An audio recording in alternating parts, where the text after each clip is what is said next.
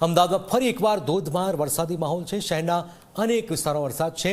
આપ જુઓ કે પ્રહલાદનગરથી પાલડી વિસ્તારમાં વરસાદ છે, નરોડાથી નારોલ સુધી વરસાદ છે અને ઇસ્કોનથી કિશનપુર સુધી વરસાદ છે। એટલે કે અમદાવાદમાં અત્ર તત્ર સર્વત્ર વરસાદ છે। અમદાવાદના પ્રહલાદનગર શિવરંજ વિસ્તારમાં પણ ધોધમાર વરસાદ છે।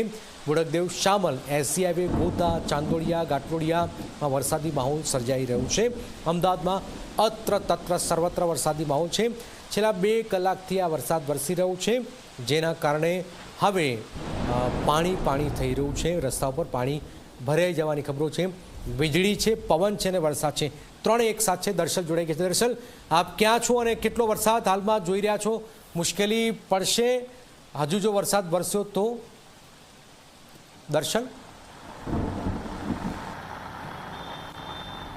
જનક, હું અત્યારે આનંદનગર રોડ ઉપર છું અને અત્યારના મારી પાછળના દ્રશ્યો છે કે જ્યાં એ વરસાદી માહોલ જે પ્રકારે હવામાન વિભાગ દ્વારા આગાહી કરવામાં આવી રાજ્યમાં એ ભારે વરસાદની આજે આવતીકાલે એ આગાહીને પ્રમાણે આજે દિવસભર દરમિયાન જે છે શહેરમાં એ વરસાદી માહોલ જામ્યો છે। અલગ અલગ સમયે એ ભારે વરસાદી ઝાપટા જે છે એ પડતા પણ જોવા મળી રહ્યા છે અને અત્યારે પણ એ જોઈ બાદ એ ધીમી ધારે વરસાદ શરૂ થયો અને ફરી એકવાર વરસાદનું જોર જે છે એ વધ્યું છે। આ પ્રકારની સ્થિતિ રહેશે, ફરી એકવાર અમદાવાદ શહેરમાં પાણી ભરાવાની એ સ્થિતિ બની શકે છે, હાલાકી સર્જાઈ શકે છે, કારણ કે ભારે વરસાદની આગાહી હવામાન વિભાગ કરી રહ્યું છે। એ સતત 3 કલાક માટેનું એ નાવકાસ્ટ જે છે એ પણ હવામાન વિભાગ જાહેર કરી રહ્યું છે।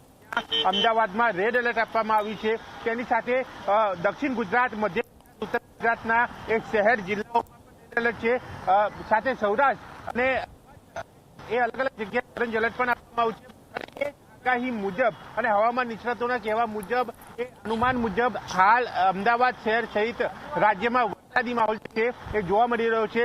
વચ્ચે આપણે જે પ્રકારે જોયું 23-24 જુલાઈ દરમિયાન જે પ્રકારનો માહોલ રહ્યો હતો એના કારણે એ અલગ અલગ સમસ્યાઓ સર્જાઈ આખું શહેર એ જ્યારે બેટમાં ફેરવાયું, લોકો માટે એ પારાવાર મુશ્કેલી, વરસાદ બંધ રહ્યો, ઠંડક પછી, પરંતુ બફારાનો માહોલ આવ્યો। એ બફારાનો માહોલ આપ જોઈ રહ્યા છો। અમદાવાદમાં ધોધમાર વરસાદ છે। અમદાવાદમાં લગભગ અત્ર તત્ર સર્વત્ર વરસાદી માહોલ છે। અમદાવાદમાં લગભગ બધા જ વિસ્તારોમાં વરસાદ છે।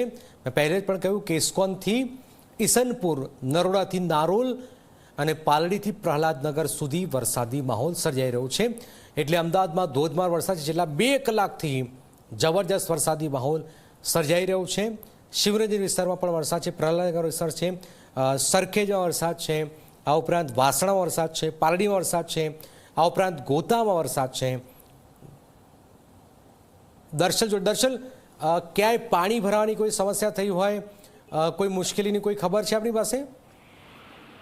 જનક, હજુ સુધી અમદાવાદ શહેરમાં પાણી ભરાવાની સમસ્યા જે સામે નથી આવી, પરંતુ જે સેલા બોપલ વિસ્તાર જે છે જ્યાં એ વહેલી સવારે જે વરસાદ પડ્યો હતો તેના કારણે એ પાણી ભરાયેલા જે છે એ જોવા મળ્યા છે, જ્યાં પણ આપણે રિપોર્ટિંગ કર્યું અને જે પ્રકારની સ્થિતિ છે અમદાવાદ શહેરમાં અત્યારે વરસાદી માહોલની, આ પ્રકારની સ્થિતિ રહી। અત્યારે જે પ્રકારે વરસાદ પડી રહ્યો છે એમાં જો વરસાદનું જોર વધે છે તો વરસાદી પાણી ભરાવાની અમદાવાદ શહેરમાં ફરી એકવાર શરૂઆત અહીંયા થતી જોવા મળશે અને જેના કારણે એ અલગ અલગ વિસ્તારો એ પ્રભાવિત થઈ શકે છે, લોકો પ્રભાવિત થઈ શકે છે, વાહન વ્યવહાર પ્રભાવિત થઈ શકે છે અને તેના કારણે હાલાકી સર્જાઈ શકે છે। પરંતુ હાલ એ વરસાદી માહોલ જોઈ શકાય છે, જે ચોમાસું હોય એ જ પ્રકારનો માહોલ અહીંયા જામ્યો છે। પરંતુ એ ભારે વરસાદની આગાહી જે રાજ્ય માટે એ અમદાવાદ શહેર માટે કરવામાં આવી છે, જ્યાં અમદાવાદમાં એ રેડ એલર્ટ આપવામાં આવ્યું છે, એ જ આગાહી મુજબ હાલ વરસાદી માહોલ અને છૂટો છવાયો એ છૂટા ઝાપટા જે છે એ ભારે વરસાદના પડી રહ્યા છે।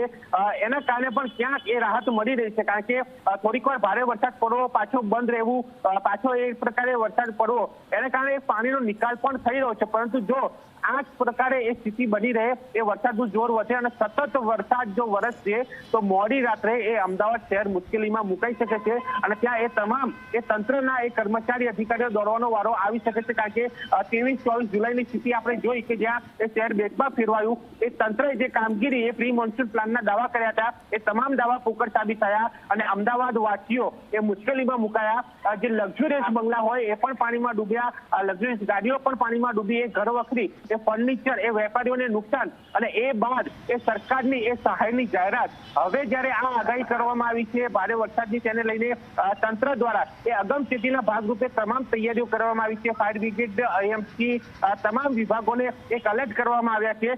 પણ જો ભારે વરસાદ પડે છે તો સ્થિતિ બગડી શકે છે અને એ સ્થિતિ વચ્ચે બાળકોની સુરક્ષા માટે શાળાઓમાં આવતીકાલે પણ એ રજા જાહેર કરવામાં આવી છે. અને જો એ પ્રકારની સ્થિતિ રહે તો આગામી દિવસમાં પણ એ નિર્ણય લેવાઈ શકે છે. પરંતુ હાલ આ 2 દિવસની આગાહીને જોતા એ તંત્ર એલર્ટ છે અને સાથે લોકોએ પણ ક્યાંક પોતાની વ્યવસ્થા કરી લીધી છે કે આગાહી છે તો કદાચ હાલાકી સર્જાય તો જીવન જરૂરી વસ્તુ એ મળી રહે એ પણ લોકોએ ધ્યાને રાખ્યું છે. પણ ભારે વરસાદ રહે છે તો હાલાકી સ્વાભાવિક પડશે અને રસ્તાઓ, વિસ્તારો બેટમાં ફેરવતા જોવા મળી શકે છે. અને તેને લઈને ફરી એકવાર અમદાવાદ શહેરમાં એ 23-24 જુલાઈ જેવી સ્થિતિ એ બની શકે છે. પરંતુ હાલ આ તમામ જે પરિસ્થિતિ ઉપર એ હવામાન વિભાગની, એ સરકારની, એ એએમસીની એ નજર છે અને જરૂરી તમામ વ્યવસ્થાઓ જે છે એ કરવામાં આવી છે જેથી કરીને એ લોકોને મુશ્કેલી ન પડે, હાલાકી ન પડે. અને સાથે અત્યારે જે વરસાદી માહોલ છે એની પણ લોકો મજા માણતા એ જોવા મળ્યા છે. ચોમાસું, ખરું ચોમાસું. બિલકુલ, આ ખૂબ જ મહત્વપૂર્ણ જાણકારી દર્શલ આપી રહ્યા છે. અમદાવાદમાં વરસાદ છે, હાલાકી કોઈ મુશ્કેલી નથી, પણ હજુ જો વરસાદ વરસ્યો તો મુશ્કેલી સર્જાશે.